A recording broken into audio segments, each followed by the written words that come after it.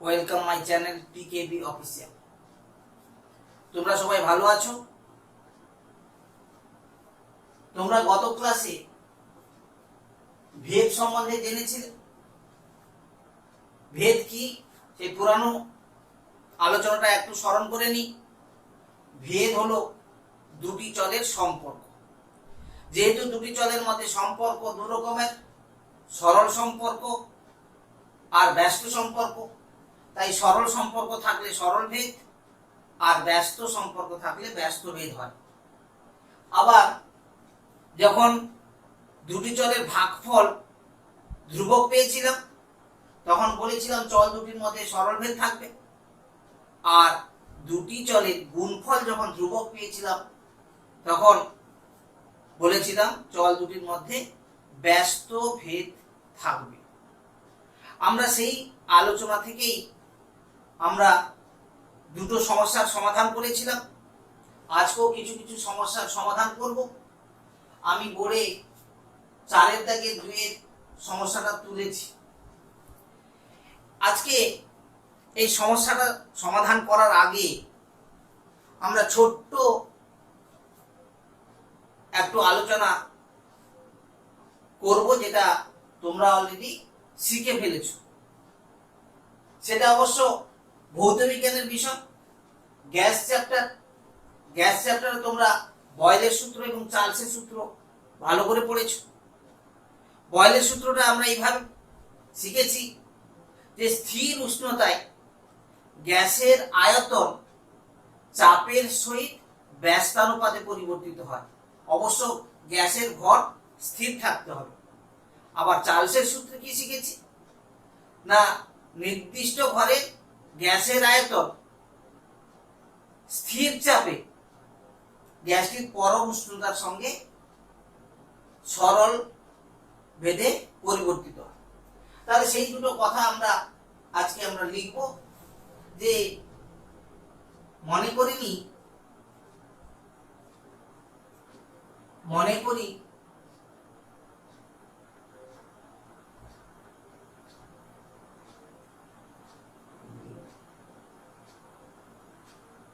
n গ্রাম অণু গ্যাসের চাপ P, আয়তন V এবং পরম উষ্ণতা T। অতএব বয়েলের সূত্র দিয়ে আমরা কি লিখতে শিখেছি? বয়েলের সূত্রানুযায়ী গ্যাসের আয়তন V চাপের সহিত ব্যস্তানুপাতে পরিবর্তিত হয়। অতএব গ্যাসের আয়তন V চাপের সহিত ব্যস্তানুপাতে পরিবর্তিত হয়। তাহলে V ভ্যারাইজেস 1/P। কখন না, যখন গ্যাসের ভর আর গ্যাসের উষ্ণতা স্থির থাকে। তাহলে যখন N এবং T স্থির। আবার চার্লসের সূত্র আমরা কি লিখতে শিখেছি? চার্লসের সূত্রানুযায়ী গ্যাসের আয়তন পরম উষ্ণতার সমানুপাতিক যখন গ্যাসের ভর N এবং চাপ P স্থির। এখন বয়েলের সূত্র এবং চার্লসের সূত্রকে যদি আমি একসঙ্গে লিখতে চাই তাহলে কি লিখতে জানি না, V সমানুপাতিক T/P। এই T/P টা কি করে পেলাম না, বাম পাশে রয়েছে দেখো V আর এখানে রয়েছে একটা 1/P আর একটা T। তাহলে বাম পাশে V ছিল, V লিখেছি, ডান পাশে ছিল 1/P আর T, এই দুটোকে গুণ করেছি 1/P গুণিতক T, তাহলে হলো T/P। তাহলে V proportional to T by P, বা একে যখন ইকুয়েশনে পরিণত করব V equal to R T by P, বা P V equal to R T. এই সমীকরণটা তোমরা শিখেছো এবং অনেক অঙ্কের সমাধান করেছো। এই সূত্রে যদি আমি অ্যাভোগাড্রো সূত্রটা আবার ঢুকিয়ে দিই, তখন আমার এই সূত্রটা আবার একটু চেঞ্জ হয়ে যাবে। কি হবে না, বয়েলের সূত্র অনুযায়ী লিখবো ভি প্রপোর্শনাল টু 1/p যখন n এবং p স্থির, ভি প্রপোর্শনাল টু t যখন n এবং p স্থির, আর অ্যাভোগাড্রো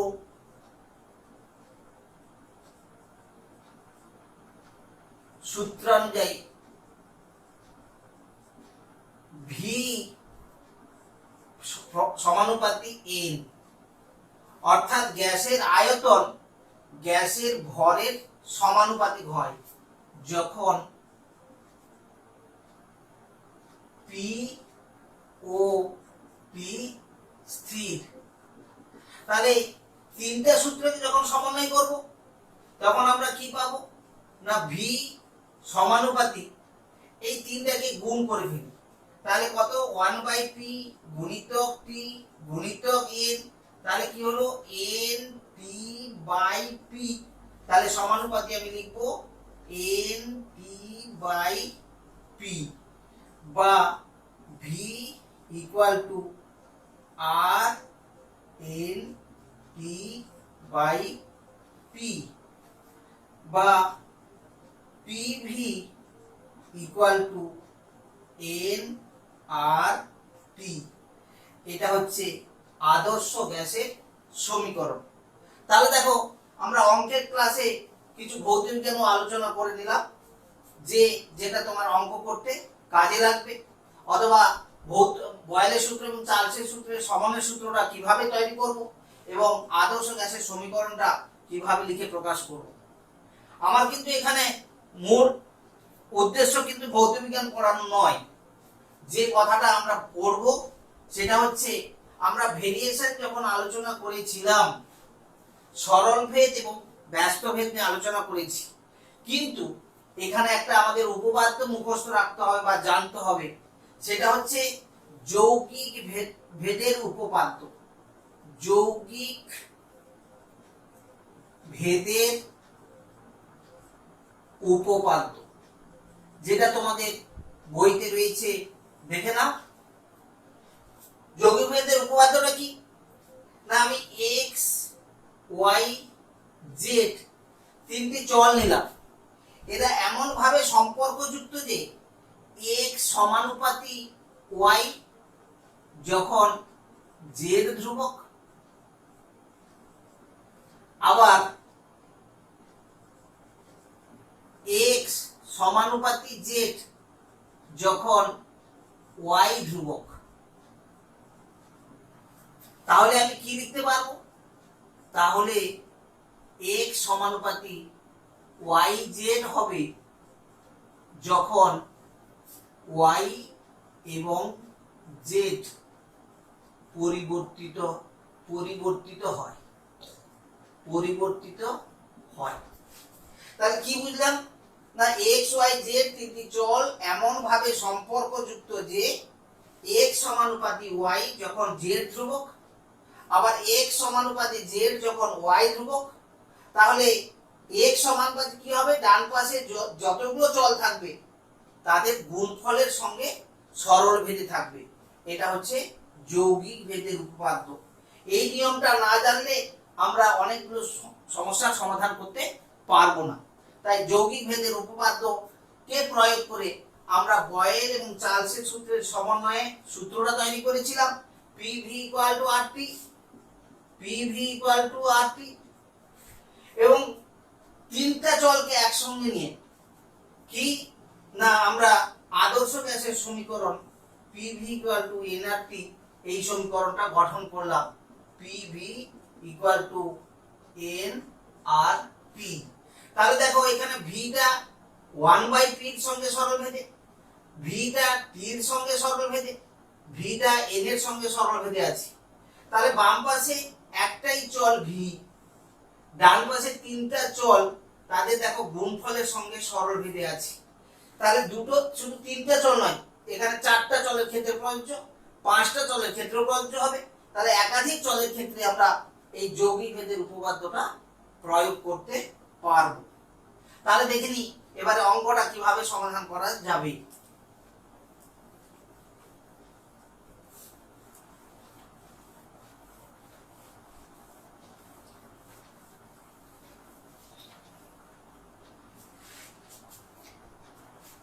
দেখো সমস্যাটা রয়েছে এক্স ওয়াই এর সঙ্গে সরল ভেদে। তাহলে আমি সমাধানটা এইভাবে শুরু করব। এক্স ওয়াই এর সঙ্গে সরল ভেদে আছে, এক্স সমানুপাতিক ওয়াই। তাহলে জেড এর এখানে কোনো কথা নেই, তাহলে যখন জেড ধ্রুবক আমি লিখতে পারি। আবার এক্স সমানুপাতিক কি রয়েছে না জেড এর সঙ্গে ব্যস্ত ভেদে আছে, তাহলে 1/z আমরা ব্যস্ত ভেদে লিখে প্রকাশ করতে আগে শিখেছি আগের ক্লাসে। তাহলে x সমানুপাতিক y যখন z ধ্রুবক, আবার x সমানুপাতিক 1/z যখন y ধ্রুবক। এখনই আমরা যৌগিক ভেদের উপপাদ্য শিখে ফেললাম। বাম পাশে দেখো শুধু x রয়েছে, ডান পাশে রয়েছে y আর 1/z। তাহলে কি লিখবো, অতএব যৌগিক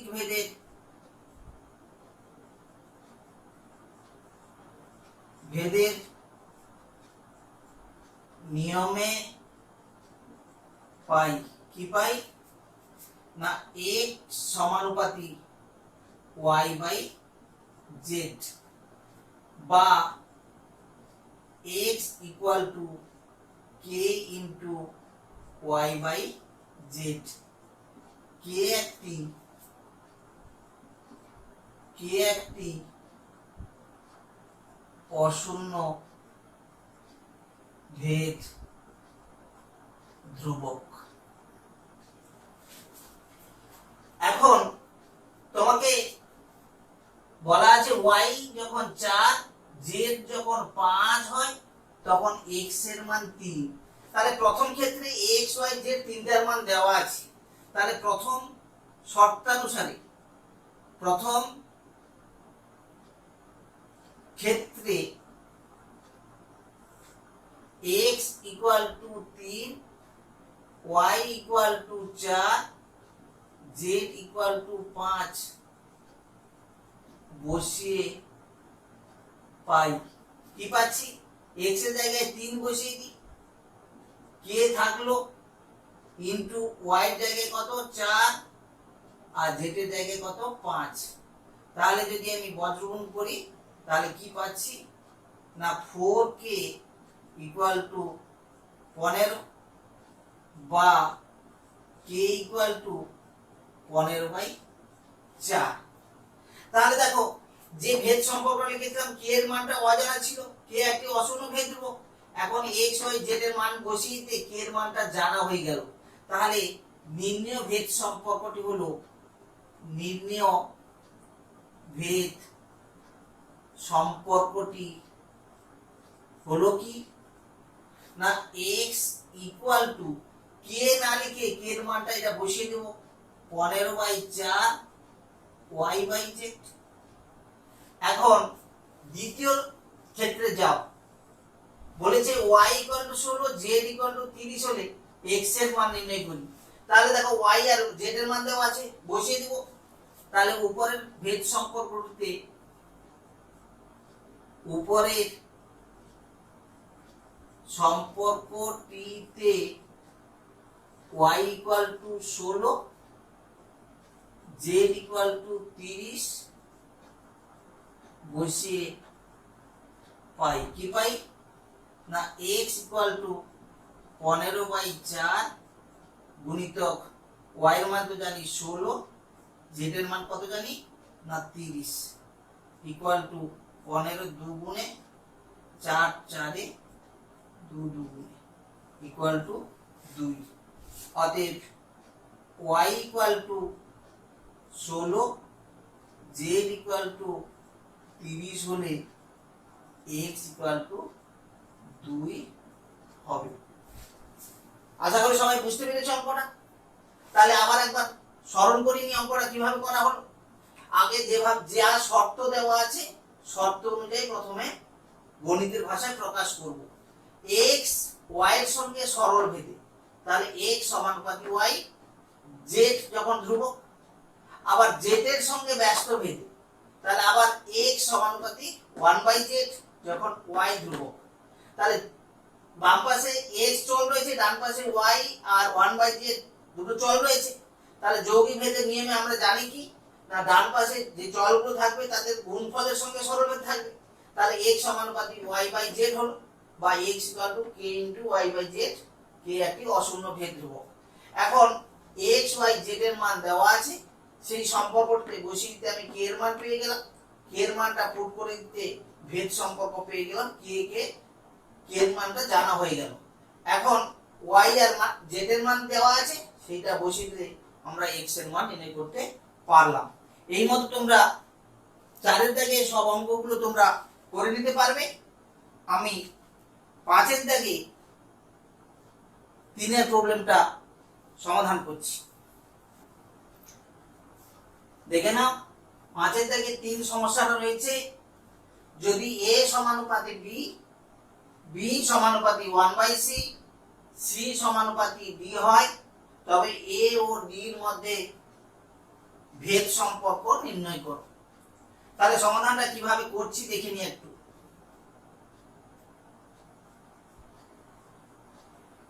আমাকে দেওয়া আছে a সমানুপাতিক b, a সমানুপাতিক b।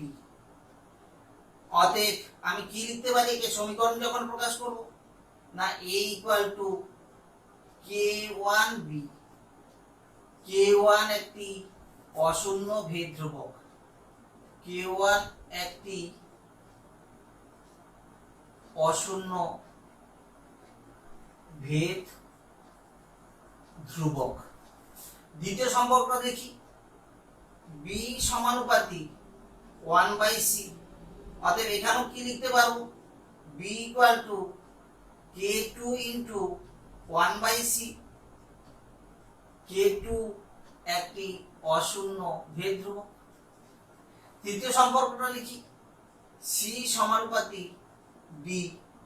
অতএব c ইকুয়াল টু কি না k3b, k3 একটি অশূন্য ভেদ ধ্রুবক। তাহলে দেখো a b c এর মান বের করলাম, কিন্তু অঙ্কটাতে পৌঁছাবো কি করে দেখে নিই। এখন a ইকুয়াল টু k1b, বা a equal to k1 b এর জায়গায় এইটা পুট করি, k2 ইন্টু 1/c, বা a equal to k1 into k2 into 1/c এর জায়গায় এইটা পুট করি, k3 ইন্টু b, বা এই b টাকে যদি এখানে নিয়ে চলে আসি বজ্রগুণ করে, তাহলে কি লিখবো, ab equal to k1 k2 by k3। দেখতে পাচ্ছি k1 k2 k3 সবগুলো ধ্রুবক, তাই তাদের ভাগফলও ধ্রুবক হবে। তাহলে কি দেখতে পেলাম, এখানে a আর b দুটো চলের গুণফল ধ্রুবক বেরোলো। তাহলে সংজ্ঞায় কি শিখেছিলাম আমরা, যে দুটো চলের গুণফল যদি ধ্রুবক হয় তাহলে চল দুটি ব্যস্ত ভেদ থাকবে। অতএব আমি কি লিখবো, a সমানুপাতিক 1/b, অর্থাৎ a ও b এর মধ্যে ব্যস্ত ভেদ সম্পর্ক বর্তমান। এইটা আমি এখানে লিখে দিতে পারি, সংজ্ঞা থেকে পাই। সংজ্ঞায় আমরা আগের ক্লাসে যা শিখেছিলাম সংজ্ঞা থেকে পাই, এটা লিখতে পারি। তাহলে দেখা গেল এ আর বি এর মধ্যে কি ভেদ সম্পর্ক রয়েছে, না না ব্যস্ত ভেদ সম্পর্ক রয়েছে, যেহেতু এ আর বি এর গুণফলটা আমার ধ্রুবক বেরোলো। সবাই বুঝতে পেরেছো আশা করি।